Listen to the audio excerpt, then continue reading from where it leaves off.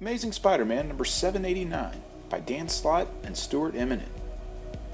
Bobby Morse's new couch-crashing roomie, Peter Parker, wakes up. She reminds him that it's time to pick up the pieces. While avoiding Harry Osborn's call, he skims through the channels, each one blasting him as an abysmal failure. Flipping through the paper, he finds the front page article pinned to Mockingbird's fridge. Peter Parker, threat or menace? Meanwhile, Harry could use Pete's assistance. Trying to stave off creditors, his wife Liz sees the Baxter building as a nice future piece of Alchemax real estate.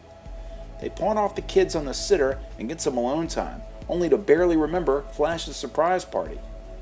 At the Bugle, Betty confirms to him that it's still on when Peter makes an appearance to dispute the headline. Joe Robertson walks up to ask what the commotion is about. The only thing he can tell his former employee is that it's all pretty much true. Pete accepts it, but drops some layman tech talk to a writer on his way out, and interestingly to Joe Robbie, in a language that he can understand. Pete walks the streets of Midtown when he's recognized by a crowd.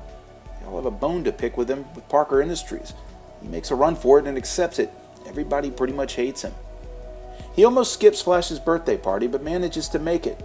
He stands in the corner, listening to Aunt May talk to Flash, sadly turning him down for a VA fundraising assistance from the Uncle Ben Foundation because they're broke.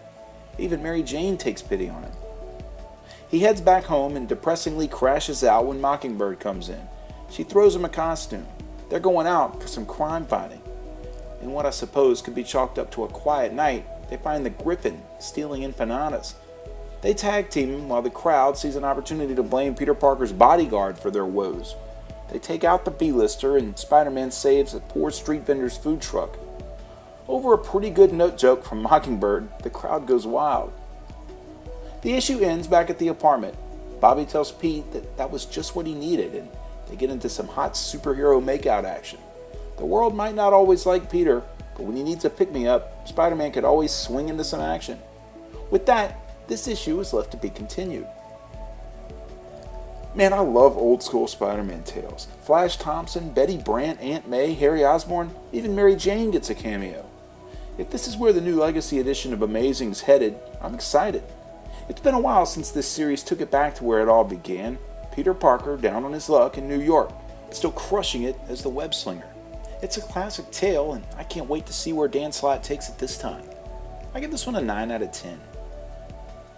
If you like this video, there's hundreds more like it spanning several current and classic story arcs. Click the boxes here for more playlists. This video is also accompanied by my blog at nerdiestkidyouknow.com. You can also follow links to my Facebook or Twitter pages, as well as a link to this very issue for sale on my eBay page by clicking below. For the Nerdiest Kid You Know, I'm Sam Torito. Thanks for watching.